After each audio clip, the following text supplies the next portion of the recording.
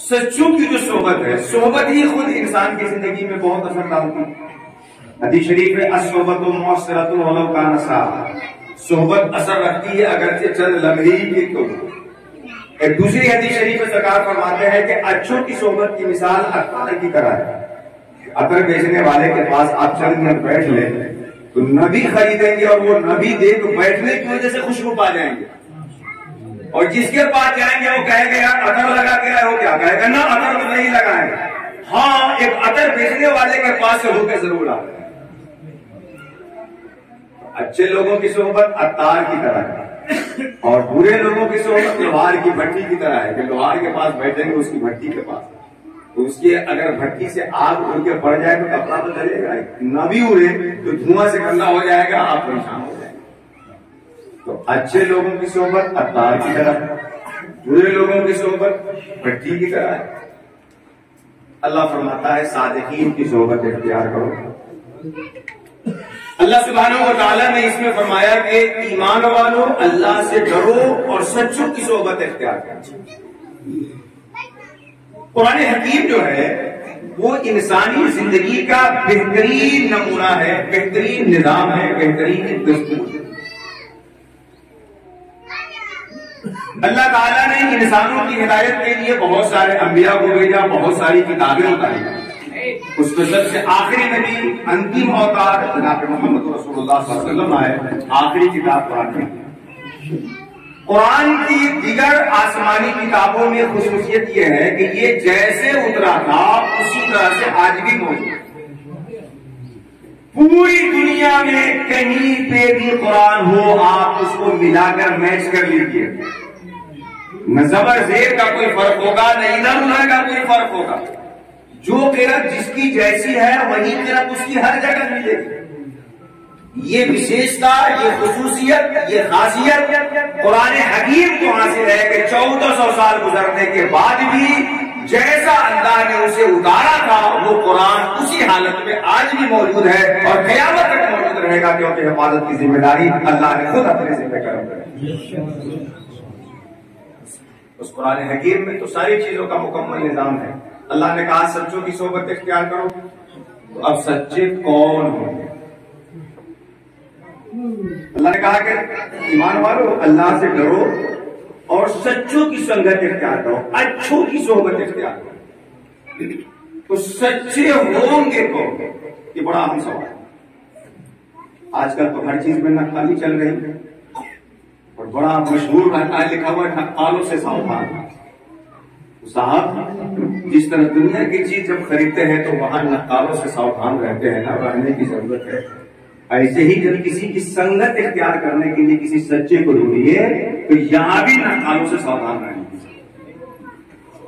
اب ہم قرآن سے پوچھتے ہیں اے قرآن تو نے ہمیں کہا سچوں کے ساتھ رہو، تو آخر سچے لوگ کون ہیں؟ قرآن نے کہا سچوں کے ساتھ رہو، اب قرآن تو ہی بتا سچوں کی علامت کیا ہے، ان کی خصوصیت کیا ہے، ہم کیسے پہچانے کہ کون سچا ہے؟ اب میں نے جو دوسری آیت کریمہ پڑھی ہے اس میں قرآن سچوں کی نشانی بتاتا ہے، سچوں کی ڈیفینیشن بتاتا ہے، سچوں کی پریبھاشا تعریف بتاتا ہے، اور سچے کون لوگ ہوتے ہیں وہ بتاتا ہے۔ اسی لیے میں نے دو آیت کریمہ پڑھی تاکہ قرآن کا یہ حکم کہ اللہ سے ڈرو اور سچوں کی صحبت اختیار کرو، یہ اللہ کا حکم آپ کو سمجھ میں آ جائے۔ پھر دوسری آیت میں نے پڑھی کہ جب سچوں کے ساتھ رہنا ہے تو سچے کون ہوں گے، کیسے ڈیفائن کریں کہ یہ سچا ہے یا نہیں ہے، ہمارا بیس کیا ہونا چاہیے، معیار کیا ہونا چاہیے ڈیفائن کرنے کا، فرق کرنے کا، ڈفرینس کا کہ کون سچا ہے کون سچا نہیں ہے۔ اس کے لیے میں نے دوسری آیت کریمہ میں براہ راست قرآن حکیم سے ڈائریکٹ گفتگو کر رہا ہوں، آپ بہت غور سے سمجھیں اور میں اسے سمجھنے کی کوشش کروں۔ اب سچے کون لوگ ہوں گے اس کے لیے دوسری آیت کریمہ جو میں نے پڑھی ہے وہ دیکھیے۔ اللہ فرماتا ہے لَيْسَ الْبِرَّ أَن تُوَلُّوا وُجُوهَكُمْ قِبَلَ الْمَشْرِقِ وَالْمَغْرِبِ، نیکی یہی نہیں ہے کہ پورا پچھم منہ کر لو۔ پہلے ترجمہ سنیے، اللہ فرماتا ہے لَيْسَ الْبِرَّ، یہ کوئی بڑا کمال نہیں ہے، پورا پچھم منہ کر لینا یہ کوئی بڑا کمال نہیں ہے، یہ نیکی کی حقیقت نہیں ہے۔ وَلَكِنَّ الْبِرَّ، نیکی کی حقیقت تو یہ ہے، ابرار میں تو وہ ہوں گے من آمن باللہ، جو اللہ پہ ایمان لائے، والیوم الآخر، قیامت کے دن پہ ایمان لائے، والملائکہ، فرشتوں پہ ایمان لائے، والکتاب، اللہ کی کتابوں پہ ایمان لائے، والنبیین، نبیوں پہ ایمان لائے، وآتى المال على حبه ذوي القربى، اور اللہ کی محبت میں اپنا مال رشتہ داروں پہ خرچ کرے، رشتہ داروں کو عطا کرے، والیتاما، یتیموں کو دے، والمساکین، مسکینوں کو دے، وابن السبیل، مسافر پہ خرچ کرے، والسائلین، مانگنے والے کو عطا کرے، فی الرقاب، گردنوں کو آزاد کرانے میں لگائے، واقام الصلاۃ وآتى الزکوٰۃ، نیکی یہ ہے کہ نماز قائم کرے، زکوٰۃ ادا کرے، پہلا طریقہ۔ اس کے بعد والموفون بعہدہم اذا عاہدوا، اور سچے وہ ہوں گے کہ جب وہ وعدہ کرے تو اس کو پورا کریں، والصابرین فی الباساء والضراء، اور جو مصیبت میں، سختی میں صبر کریں، وحین الباس، اور عین مصیبت کے وقت، اولئک الذین صدقوا واولئک هم المتقون، یہی لوگ سچے ہیں اور یہی متقی ہیں۔ اب وہ دونوں آیت ملا لی، یا ایھا الذین آمنوا اتقوا اللہ وکونوا مع الصادقین، ایمان والو اللہ سے ڈرو اور سچوں کے ساتھ ہو جاؤ۔ اب سچا ہے کون؟ اب اس آیت کو پڑھ لیجئے، اولئک الذین صدقوا واولئک هم المتقون، یہ وشیشتا رکھنے والے، یہ خاصیت رکھنے والے، یہ گن اور یہ اوصاف جن کے اندر بھی ہوں گے وہ لوگ سچے ہوں گے۔ تو سچوں کے اندر کیا ہونی چاہیے؟ کیا کیا چیز؟ نمبر 1، اللہ پہ، یوم آخرت پہ، قرآن کتاب پہ، فرشتوں پہ ایمان ہونا چاہیے۔ نمبر 2، نماز ادا کریں، زکوٰۃ دیں، حاجت مندوں پہ اپنا مال خرچ کریں، اور نمبر 3، والموفون بعہدہم، جب وعدہ کر لے تو وعدہ پورا کریں، مصیبتوں پہ صبر کریں۔ سچوں کے لیے، متقیوں کے لیے 3 صفتیں اس آیت میں بیان کی ہے تو کئی صفتیں، لیکن ان تینوں وہ ساری صفتیں 3 حصوں میں ڈیوائڈ ہوتی ہیں۔ نمبر 1 ایمان، جو اللہ پہ، فرشتوں پہ، قیامت پہ، نبیوں پہ لانا ہے۔ نمبر 2 اعمال، زکوٰۃ دیجیے، نماز پڑھیے، اپنا مال حاجت مندوں پہ خرچ کریے، اور نمبر 3 اخلاق و آداب، وعدہ کریے کسی سے تو اس کو پورا کریے۔ اگر سماج میں رہتے ہوئے کوئی آپ کو پریشان کر رہا ہے تو صبر سے کام لینے کی کوشش کیجیے۔ یہ 3 چیزیں ہو گئی سچوں کی علامت۔ نمبر 1 ایمان، نمبر 2 اعمال صالحہ، اور نمبر 3 اخلاق و آداب۔ یہ 3 چیز جس کے اندر ہوگی وہ صادقین میں سے ہوگا، متقین میں سے ہوگا، اور قرآن ہمیں انہی سچوں کی صحبت میں رہنے کا حکم دیتا ہے۔ سچوں کے اندر یہ 3 صفت ہونی چاہیے۔ نمبر 1 ایمان، نمبر 2 اعمال صالحہ، اور نمبر 3 اخلاق و آداب۔ یہ 3 خصلت ہوگی تو وہ سچے ہو جائیں گے۔ اس کو آپ دوسری مثال میں سمجھے، گاؤں دیہات کے ہم لوگ رہنے والے ہیں، اس کو میں آپ کی لیول پہ سطح پہ اتر کے آپ کو میں سمجھاؤں کہ سچے اور دین، اس کا جو منشا ہے، اس کا جو تقاضا ہے، وہ یوں جانے کہ قرآن حکیم میں امت محمدیہ کی تعریف اور انجیل اور زبور میں جو کی گئی ہے وہ کھیتی سے کی گئی۔ مثلہم فی الانجیل کزرع اخرج شطأہ، امت محمدیہ کی مثال انجیل میں کھیتی کی طرح۔ آپ لوگ تو کھیتی کسانی کرتے ہیں، گیہوں کی فصل آپ نے کاٹی ہے، کھیتی میں کیا کرتے ہیں ہم لوگ؟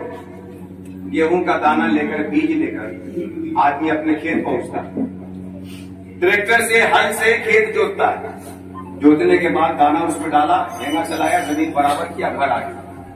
2-4 دن کے بعد جا کے دیکھتا ہے کہ جہاں دانے کو دفن کر کے آیا تھا وہاں سے گیہوں کا پودا نکل آیا۔ دانا آپ دفن کر کے آئے تھے، دبا کے آئے تھے، اور وہاں سے پودا نکل آیا۔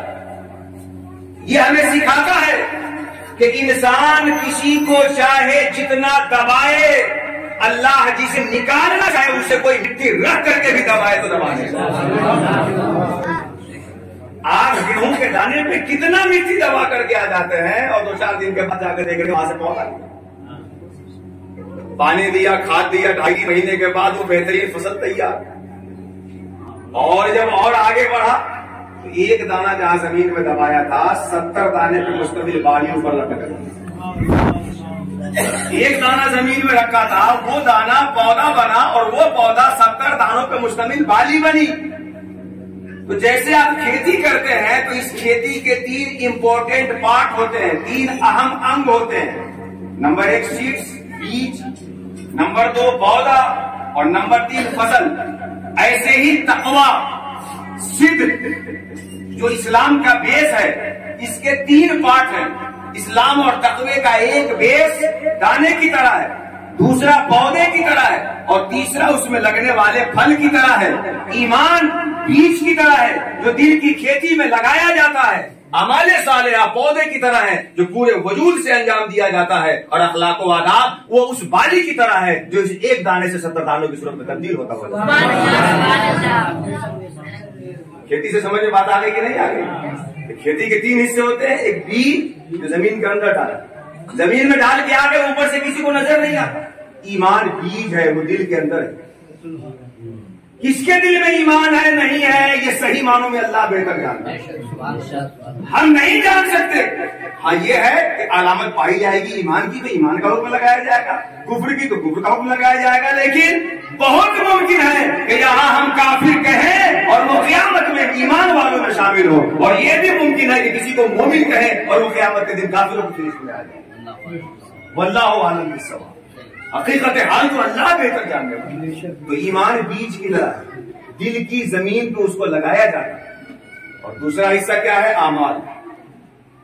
हाथ से नेक काम करिए, पांव से अच्छी जगह जाइए, जिस्म से, मुंह से किसी को तकलीफ देने वाली बात न कहिए, कान से ग़ीबत चुगली न सुनिए, आंख से दूसरे की बहू बेटी को न तकिए। ये सारी चीजें हो गई तो जिस्म से करनी पड़ेगी। और तीसरा हिस्सा तक़वी और सिद्क़ और दीन का है जो फल की तरह है, अखलाक व आदाब। अब जो मैंने वायद पढ़ी थी कि उलाइका अल्लज़ीना सदक़ू व उलाइका हुमुल मुत्तक़ून, यही सच्चे और यही मुत्तक़ीन हैं। नंबर 1 मन आमन बिल्लाहि वल यौमिल आखिर, ईमान का। नंबर 2 अकल माल अला हुब्बिही ज़विल क़ुर्बा, अपने अक़रबा पे, अपने रिश्तेदारों पे, यतीम पे, मसाकीन पे खर्च करे, ज़कात दे, नमाज पढ़े, ये अमाल हो गए। और वल मूफूना बिअहदिहिम, और अपने वादे को पूरा करें और मुसीबतों में सब्र करें, ये अमल। ये दीन के 3 बुनियादी हिस्से हुए। जो इन तीनों को रखने वाला होगा वही सादिक होगा, वही मुत्तकी होगा। और कुरान हमें उन्हीं लोगों की सोहबत में जाने का हुक्म देता, उन्हीं लोगों की सोहबत में जाने का हमें हुक्म देता। अल्लाह सुब्हानहू व तआला का बेपनाह फजलो करम और एहसान है कि मौलाए करीम ने हम लोगों को तौफीक बख्शी कि हम लोग जमा हुए और अल्लाह सुब्हानहू व तआला की एक अजीम मुखलिस बंदे की ज़ियारत कर रहे हैं। मौलाए ताला हम लोगों की इस हाजिरी को कबूल फरमाए और इस हाजिरी के सदके मौला हम सबके गुनाहों की मग़फ़िरत फरमाए। ईमान, आमाल, अखलाक व आदाब। आज समाज में होता यह है कि कोई ईमान लेके भाग गया, अमल उससे गायब। कोई अमल पकड़ा तो शैतान ईमान में से न मार दिया, और किसी के पास ईमान और अमल है भी तो अखलाकियात में गायब कर दिया। चाय आप जो पीते हैं उसमें चाय पत्ती चाहिए, चीनी चाहिए, दूध या पानी चाहिए। तीनों चीज होगी तो चाय बनेगी। अगर सिर्फ चीनी ही चीनी हो तो भी चाय नहीं बनेगी। अगर सिर्फ दूध ही दूध हो तो भी चाय नहीं। अगर 2 कर दीजिए तो शुगर फ्री वालों के लिए कम चलाओ, चाय तो बन सकता है, मगर चाय का कमाल तो तब है जब तीनों चीजें होंगी। तो जैसे बगैर इन तीनों में से एक के भी छूट जाने से चाय नहीं बनती, दीन के ये 3 बुनियादी हिस्से हैं। ईमान में भी अहले सुन्नत व जमात के मुताबिक हमारा अकीदा होना चाहिए, अमल के बाब में रसूलुल्लाह की सुन्नत के मुताबिक हमारा अमल होना चाहिए, और अखलाक व आदाब के बाब में सरकार की सीरत के मुताबिक हमारा अखलाक होना चाहिए।